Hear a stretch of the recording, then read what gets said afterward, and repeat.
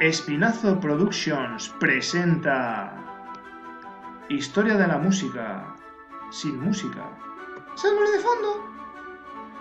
Hoy, la música en el barroco, música instrumental, canzona, sonata y suite. Ha llegado el momento de referirnos a las formas instrumentales del barroco, al menos las más importantes. Empecemos por aquellas que proceden del siglo anterior, como la canzona. Se trata de una palabra de origen italiano que significa canción.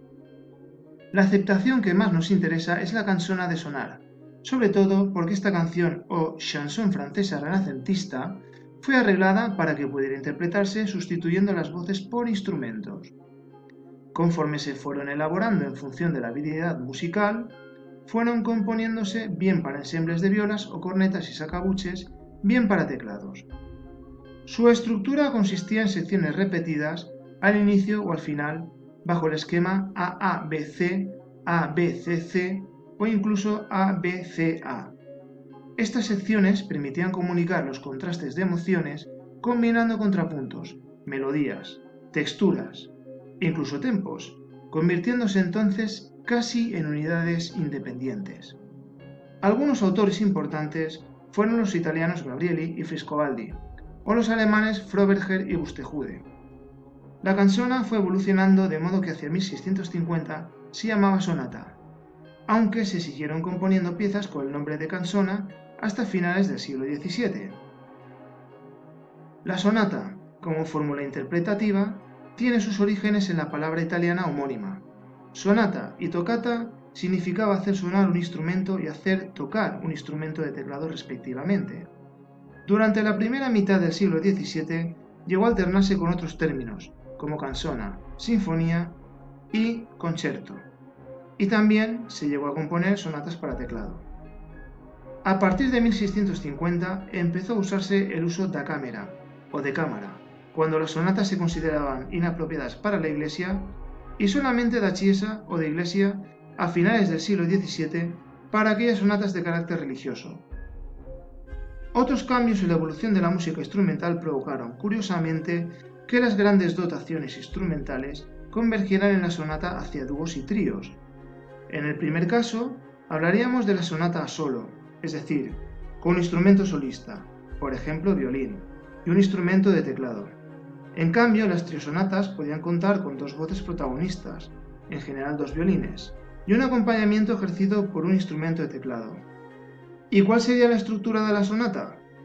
La verdad, su variedad impide concretar en este sentido, al menos hasta bien entrado el siglo XVIII. Vamos ahora con uno de los platos fuertes de este episodio, la suite. El género define una agrupación de danzas contrastantes entre sí, sobre todo en ritmo. Su origen se encuentra a finales del siglo XV. En el siglo XVI aparecieron algunos libros para laúd y pronto se consideró la publicación de suites para instrumentos de teclado. La corte francesa del siglo XVII y el músico Froberger, entre otros, dejaron una estructura definida. Se trataba, en esencia, de dos pares de danzas lentas y rápidas procedentes de cuatro países: la alemande, o alemanda, de Alemania, rápida y en compás binario; la courante, o corrente, de Italia, la versión francesa lenta y en compás ternario; la sarabande, o zaramanda, de España, rápida y en compás ternario; por último, la gigue, o giga, de Inglaterra, la versión francesa, de ritmo moderado y en compás ternario o binario compuesto. A estas podrían añadirse otras, como el minueto, la gavota o el burré. Por cierto, las suites se publicaban por volúmenes. El músico podía seleccionar las danzas que quisiera y conformar su propia suite. Y ahora vamos a escuchar la sarabanda y la giga de la suite número 3 de Froberger.